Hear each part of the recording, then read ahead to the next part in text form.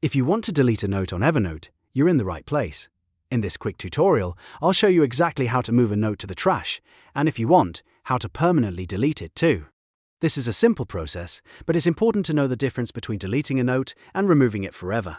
That way, you can keep your Evernote organized without accidentally losing something you might need later. If this video helps, please hit the like button and subscribe for more easy software tutorials. Alright, let's get started.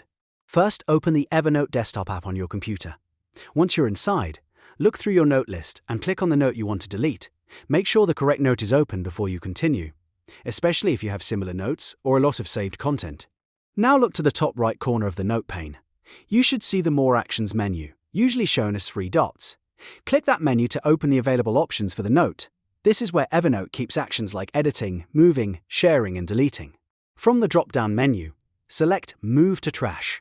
This is the standard way to delete a note in Evernote. Once you choose it, the note will be removed from your main list and placed into the trash folder. At this point, the note is not gone forever yet, so if you change your mind, you still have a chance to restore it. If you only wanted to remove the note from your workspace, then you're already done.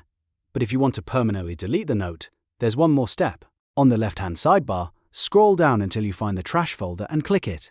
Inside Trash, you'll see all the notes that have been deleted recently. Find the note you want to remove permanently, then right-click it and choose Delete Permanently.